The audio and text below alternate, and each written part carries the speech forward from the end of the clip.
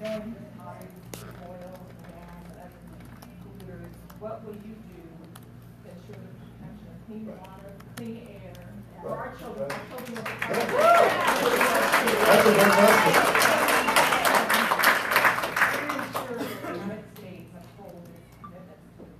I think every president has a right to put their cabinet into place.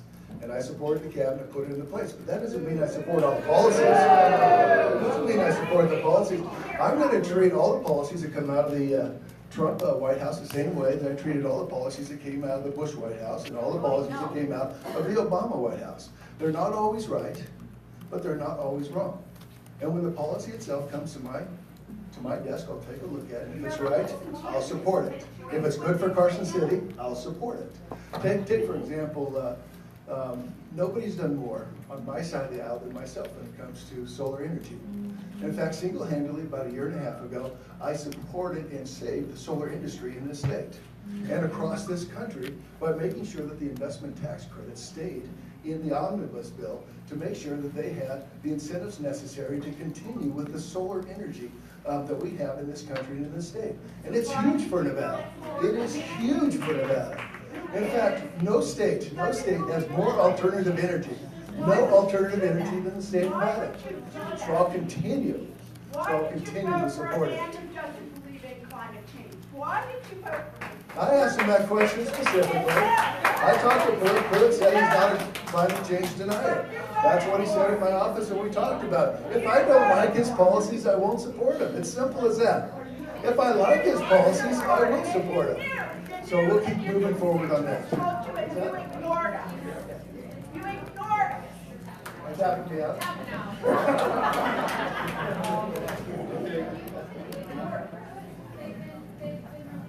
No. Well, because I'm dealing with a few things that are Nevada-centric, a few things that are national-centric. We're trying to get a deeper base on healthcare. Well, I'm not saying it's not Nevada-centric. I'm just saying I don't have a vote. I don't have a vote. I came from Fallon. I paid my own way. I'm an alfalfa farmer and a retired school librarian. Good. I am not being paid to come here. I missed the part where I said you were. Did I say you were paid to come here? No. Okay. What? We're told that we're being paid. Well, let me give you a little flash. I'm sure that you're telling the truth. Now I'm going to give you a little bit of truth. The administration doesn't check with me before they say something. The party doesn't. They don't. No, I'm not representing the administration. I'm representing the third branch of government, which is the legislative branch. Then do your job. Actually, I am doing my job. I'm here getting input from constituents. How do you think it's going so far? Unfiltered input. Only because we paid to show up. Well, listen, I don't know. Ronnie Hanman runs a tough ship, but I'm pretty sure she didn't hold a gun to anybody's head and tell them to whatever. I do this every year. You guys want to raise some money at something with a group this big or smaller? Let Mr. Wilkerson organize it and you can pack the room. That's about as good as your position on healthcare. You know? Pardon me. No, that's Don. speaks volumes about Yeah. your position on healthcare, immigration, and everything. Listen, do we need health care and reform in this country? Yes. Single payer. Single payer. I'm not sold on single payer. With all due respect, how do you think the federal government is doing in providing health care to veterans right now? How do you think that Medicaid and the Medicare programs are going with doctors in Nevada? I guess I need to ask, who's the timekeeper for you guys? Can I get a little more time? Yeah, I can. Thanks. Specifically, are there good things in the ACA? The 26 thing, the can buy across state lines, the can't be denied for pre-existing conditions? Are you ready for this word? Yes. Those are good things. Yes, I will support those things in legislation. Okay? But now, I'm okay on lifetime caps too, but here's the problem. You gotta come up with a system that actually pays for itself. Yeah, hello. And when Dean talks about a 40% Cadillac tax, how many people in here work for somebody where you're self-employed, you're self-insured? Anybody here work for one of the large resort industries, like the Peppermill in Reno or the Atlantis or those folks? Guess what? They've been self-insured for over 3 decades and doing a great job. It's one of the things that those folks sell their employees when they come to work for them. We got a great health insurance program. We fund it ourselves.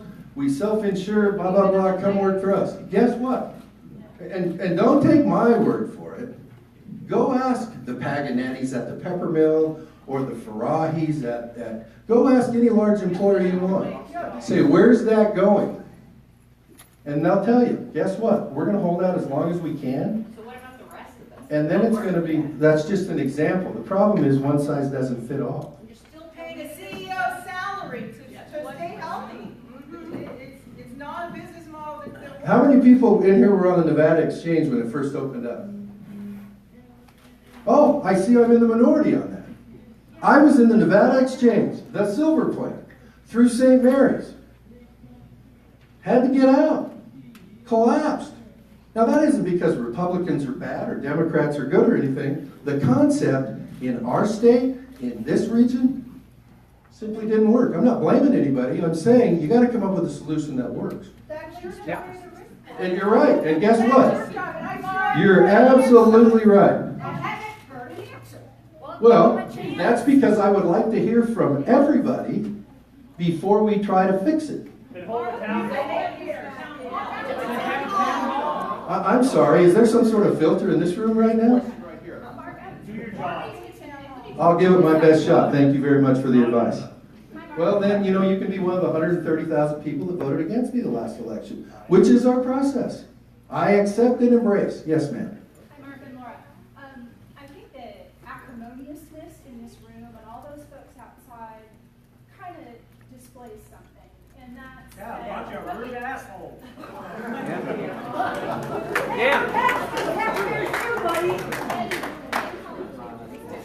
Please continue. And it's that if your constituents want to talk to you, and you're fun to talk to, you like to parry.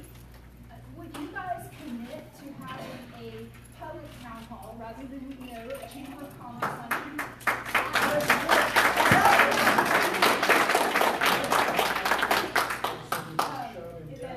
Anyway, that's my question to both of you.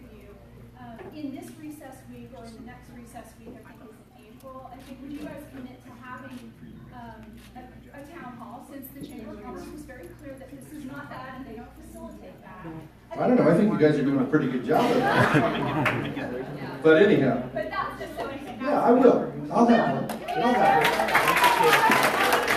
Because I'm afraid things are on too big a filter here. Well, it's not his turn yet. Hey, this is my time. This is my time. Oh, so you guys don't care about me except for this gentleman here. How about Senator Heller? One more town hall for the public? Is my time up? Yeah. You're tapped out.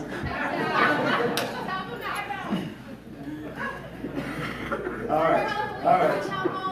First of all, I think this is a wonderful town hall. I think this is a wonderful town hall, and I think it's unfiltered. And I appreciate everybody that's here. Let me share with you what I have done for the last 10 years. Are you going to have a town hall? I've done teletown halls for the last 10 years. Most of you in this room have participated on a teletown hall meeting. Yeah, and it's great. It's unfiltered. You guys are the rudest bunch of people, those yelling and interrupting. My wife's upset, we're gonna leave. I wish you could be a little more adult and a little more courteous. I think you get more done than yelling over people and I interrupting concur. people. We have. So really,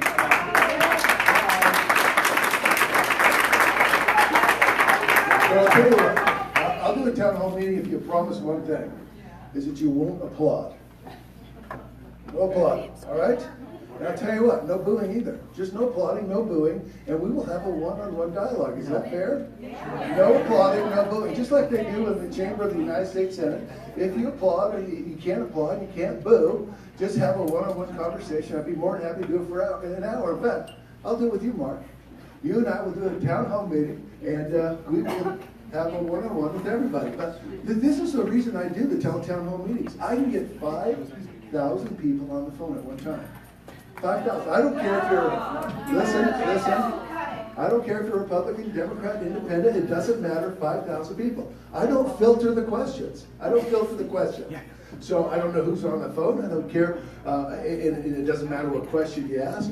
But we do this for an hour and been doing it every week for 10 years. And it has been an incredible opportunity for me back in Washington, D.C. to stay in touch with my constituents, and I'm going to continue to do so. I will continue to do tele-town hall meetings, and I'll continue to have 5,000 people on that phone, and I will not filter, I promise you that. And anybody who wants to participate in one of my weekly teletown, because we do it in different areas. We'll do one in Clark, we'll do one in Marshall, we'll do one in the rurals, and we'll rotate it.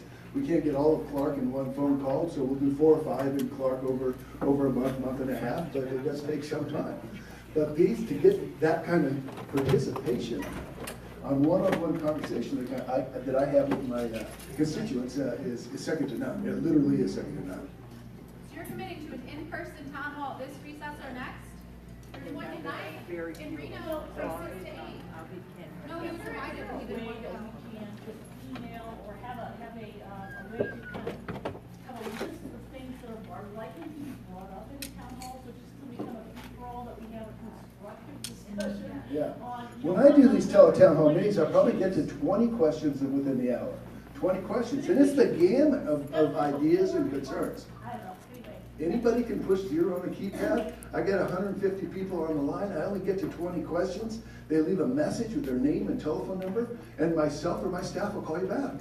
We'll call you back if you have a question or a concern. That way, I can get to as many people as I possibly can. Yeah, but if we have a list or if we have some areas, kind of sidebars on things that are really concerning people. Believe me, they bring them up. They bring them up. Don't get me wrong. They bring them up. Oh yeah, yeah. You know, we haven't touched on immigration. Is that a topic that nobody wants to have a chance to touch for just a minute? Are you going to support Senator Cortez Masto's bill to overturn what the current administration is doing? What I did do last week is I signed on to the DACA bill.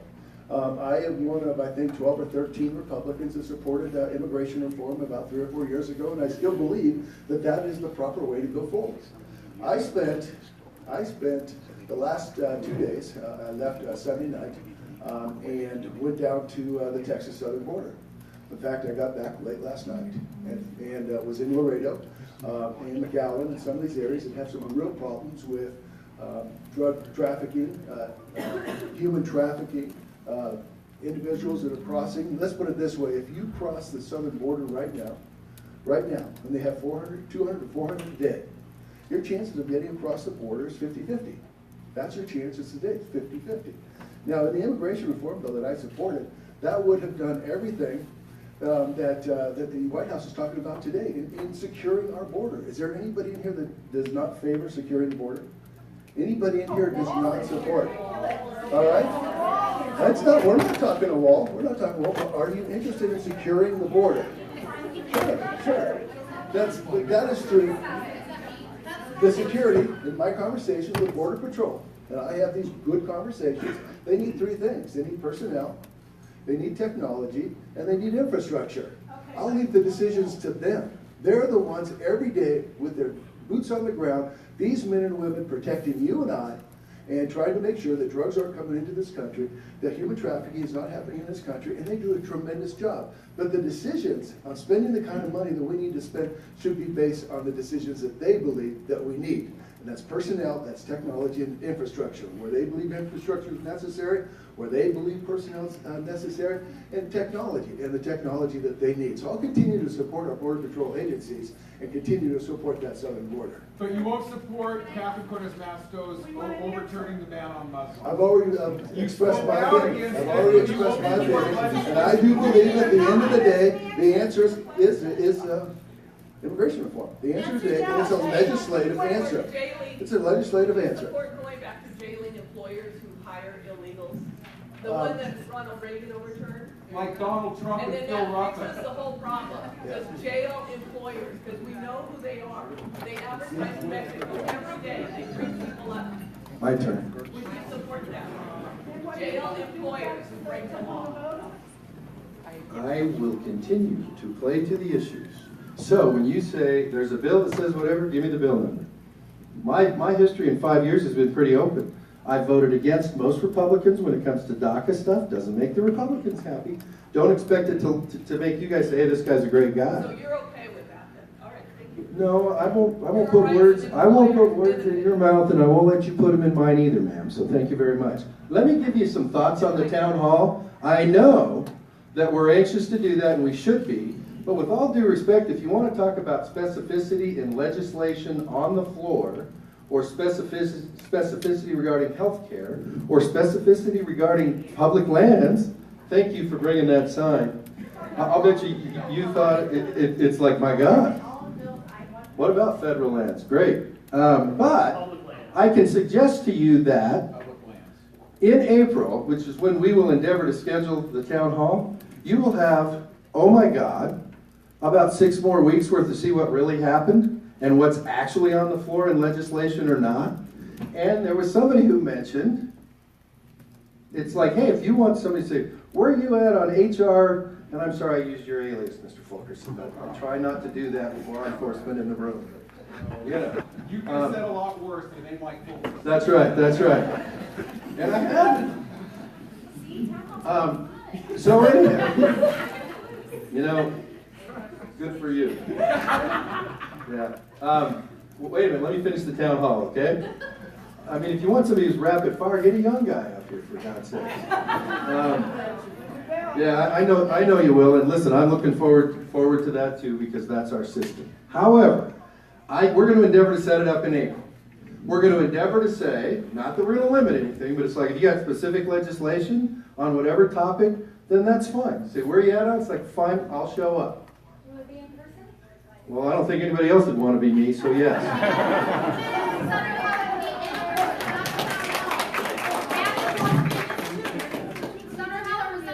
With all due respect, hey, this is my time. Quit disrespecting me for him. You guys are age, they're discriminating on the basis of age because he's younger. I don't want that. So anyhow, that's what I'm thinking for purposes of that. Yes, ma'am. Regarding a piece of legislation which you introduced, which would require congressional approval for the designation of national monuments in Nevada. I'm here to say that I oppose that legislation. We need our recreational dollars in Nevada. We need our public lands protected. There are public lands, and I want to hear from you why you would do such a thing, because I'm prepared to let you hear from me right now. Let me know when you're ready. They're going to go there because they now know about this area. People are going to go there. They're going to get hotels. I'm prepared for you to hear from me right now. Let me know when you're ready. I oppose it. Are you ready to hear from me? Yeah. Okay. I find it incredibly interesting that in a meeting where rightfully so people are saying we want access to you, we want a town hall, we want a free exchange of information, that you would say, but when it comes to designating 900,000 acres as a national monument for a bill that was done in 1906, which if you do that homework and read the background on it, you're going, this wasn't really meant to take apart. And by the way, the federal government already owned it, with the size of Rhode Island, without so much as a public hearing. It's protecting the land. Oh, so if I'm protecting the land, then I don't need to have a town hall and explain myself? It's for all of us. It's for all Americans. Well, so is health care. So is immigration reform. No, that's With all due respect, for Nevada. I'm about to the end of my time.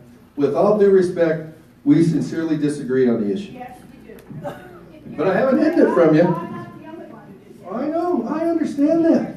You tell me the last time anybody got polling results that were at 100%. So this absolute standard, while we all strive for it, nobody's ever made it. Given that Trump's executive orders do not have hearings associated with them, would you stand in opposition to them? I hope he's not going to be a hypocrite. How's that? I don't get to make executive orders. What is that?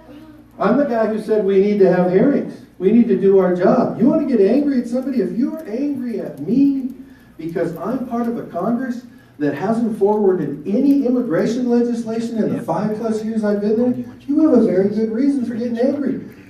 The congressional leadership on both sides of the aisle needs to show some courage. You look in that thing called the Constitution, which God knows I'm not an expert on.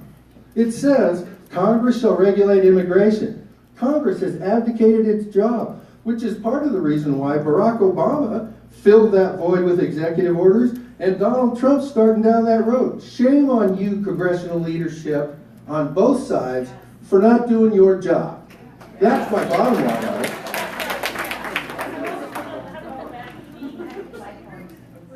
How do you go back to being bipartisan? Well, I think it's gatherings like this, don't you all? Hey, listen, all I can tell you is this. Listen, I understand that there are people in this room and outside of it that disagree with me on most, and in some cases, all political issues. Okay, I get that. I'm not minimizing it, I'm just saying that's what you get when you have people doing two different things. But I'll tell you what, I'll be real transparent. You know where I go when it gets the roughest? I go to the facts. It's like, what are the facts and what do we need to do? Does this issue or this policy need to be changed? And there are many that do.